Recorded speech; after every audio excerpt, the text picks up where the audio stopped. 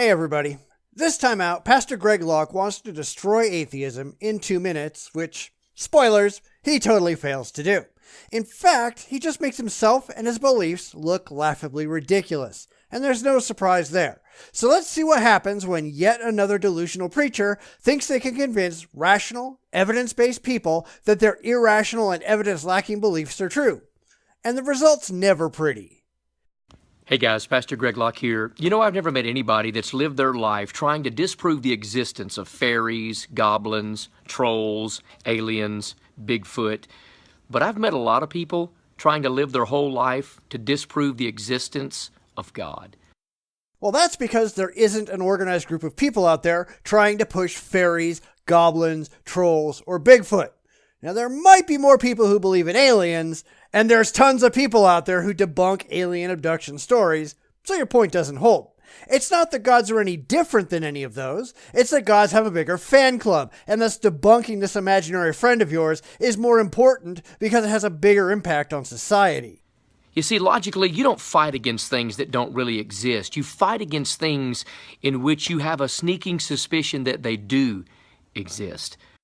No, we fight against things that other people think exist, but actually don't. Nobody is actually debunking your imaginary friend. They're debunking your faith in your imaginary friend. They're showing why it's absolutely absurd to believe things that you and your delusional brethren believe. We're pointing out that you believe stupid things for no good reason and that you should all grow up and knock it the hell off. Within his natural framework is proof of what the Bible says. Man is born with the law of God written on his heart. You'd actually have to demonstrate any of that is true, especially since your own religion teaches that man is an inherently sinful being. If man was born with the law of God written on his heart, how could anyone sin? Sin shouldn't be able to happen if man is inherently created moral by God. But you just come up with some kind of a bullshit rationalization why you get to have it both ways. The man is made moral and then is immoral scum. And we're just pointing out how ridiculous your beliefs actually are. I can deny the reality of this fire beside me, but the fire is here nonetheless. And you can directly and objectively demonstrate that the fire is there. Now try doing that with your God. Guess what? You can't. And you can deny the reality of God.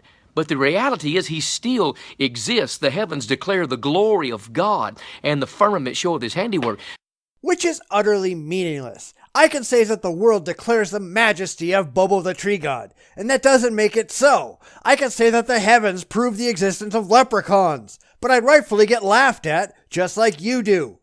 All you're arguing is a non sequitur. Your conclusion does not follow from your claim. To prove your God exists, you have to prove your God exists, not just point to a totally unrelated thing in the real world and say, hey, that proves it. Somebody says, well, by acknowledging his existence doesn't make it true. You're correct.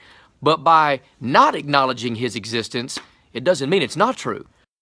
Which again is a fallacy. It's like saying raisins, therefore unicorns. Okay, that doesn't make any sense at all. We know raisins are real. You just haven't gotten around to proving unicorns are real. The existence of one does not imply the existence of the other in any meaningful, demonstrable way. Just because you choose to define your God in these ridiculous terms doesn't mean anyone's impressed. So then people say, well, I can't believe in God because there's too much evil in the world. And that's not really a good reason. It's like saying you can't believe in leprechauns because there's too many four-leaf clovers in the world. But, and this is where it really changes things, you idiots have defined your God, arbitrarily I might add, to be all good and all powerful. And that's what people are really objecting to, is the characteristics of your supposed God, not the existence of your supposed God. See, you just made things up because it made you feel good to think that your God was a particular way. We're pointing out that your arbitrary definition of your God is contrary to the conditions that actually exist in the real world. It doesn't prove your God isn't real. It just proves that your characteristics of your God are idiotic. That's like saying, well, I can't believe in barbers because I see people with long hair. I can't believe in doctors because I see people dying of sickness. I can't believe in mechanics because I see people broke down on the side of the road. You have to actually go to those people for the assistance that they offer. But that's not how you define your God. You define your God as omnibenevolent and omnipotent and omniscient. By this definition, God automatically knows where there are problems, and God, being all good and all powerful, has no reason not to automatically fix those problems before they even happen, in fact.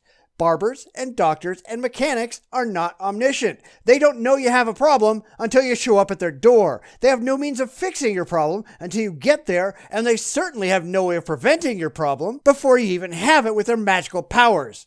Gods do. Stupid analogy is stupid. The most fundamental fact of all human life from birth to death is the reality that there is a God. So the burden of proof is not upon me to prove that there is one. It's upon you to prove that there's not one.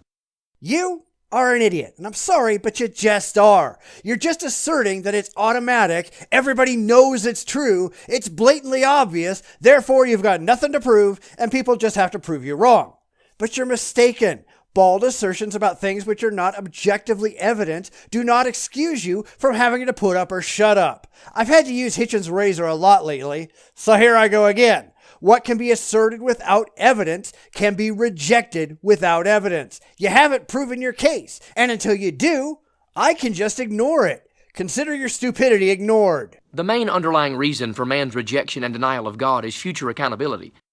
You can't be accountable to something that has never been proven to be real. I reject accountability to our robot overlords too, because they don't exist. Your blind faith in your delusions do not obligate me to take your delusions seriously. I don't care what you say. I care what you can prove. Get your ass in gear. Because the existence of God would mean the existence of future accountability to that God. So here's a challenge if you don't believe in God. Go outside, lift your face and your hands toward the heavens, and shout out, "If there is a God, I beg of you, reveal yourself to me." Okay. Tons of atheists have done similar things, and God conveniently doesn't do a damn thing. Hey God, strike me down with lightning. And nothing. Hey, if there's no God, what do you have to lose?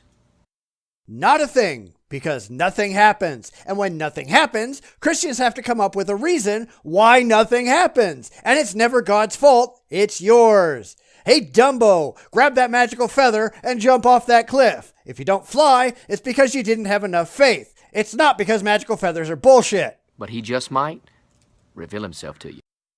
And he just might not. But when it doesn't, as we all know it won't, you're not going to accept that as proof that your unsupported claims are wrong. You'll engage in whatever mental gymnastics are required to point the blame somewhere else, because there's nothing that anyone can say or do, no failure in your theology so great that you will ever doubt that the things that you believe aren't necessarily so. And that's what we call delusion. Some people get upset when I call the religious delusional, but their beliefs fit the definition of the word. Being delusional, by definition, is characterized by or holding idiosyncratic beliefs or impressions that are contradicted by reality or rational argument. And theists are a prime example of that. They believe not because of evidence, but in spite of evidence. And we see time and time again, and we can go back to Ken Ham once again, where nothing, absolutely nothing, will ever change their minds or make them doubt their faith, because they hold these beliefs for emotional, not rational reasons. In fact, I'd argue that their beliefs are not just irrational, but anti-rational. They reject logic and reason and objective evidence and critical thinking when those things get in the way of their emotionally held beliefs. Then they project that rejection on others, pretending that they're not actually being ridiculously irrational, but everybody else is. How can that not be delusional? How can it not be a sign of mental malfunction? Of course, a lot of people get really uncomfortable when you refer to the religious as insane. After all, it is the dominant cultural delusion. How can that many people be that crazy? But the number of crazies don't change the fact that it's crazy. All you have to do is remove this from the world of religion to see. If tomorrow a huge portion of the world's population became convinced, without evidence, that an alien from the planet Zippity-Doo-Dah is coming to take over the world and we should all just let it happen, that would be insane. It doesn't matter if it's 5% of the world's population or 75%. It's still nuts. And it doesn't matter if they're a danger to themselves and others, because I would argue that every single one of them are. Yeah, they might not all be violent nutbags out killing heretics, although certainly there's plenty of those around, but these people vote. These people raise children. These people are dangerous to rational, intellectual, scientifically literate, and critical thinking society. They are a danger. One only has to look at the recent anti-gay marriage legislation across the country, produced entirely out of religious belief, before the Supreme Court restored sanity, of course. Now, most of the people who voted for them were relatively quote-unquote normal, right up until it got to their religious delusions, at which point they flipped off their brains. And that's dangerous. Any belief that shackles your mental faculties is dangerous to us all.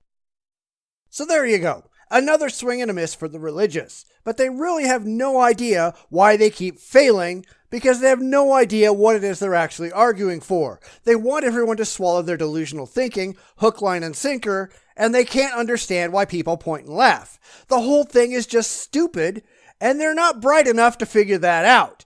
And as much as I could say that it's just sad, the reality is, it's just delusional.